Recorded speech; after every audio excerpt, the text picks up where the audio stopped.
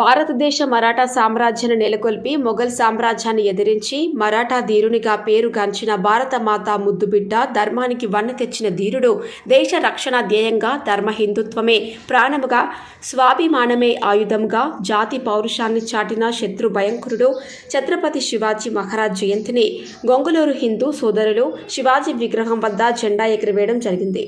Pulkal mandal విలేకర్ Akula గొంగయ్య, Drishyam news.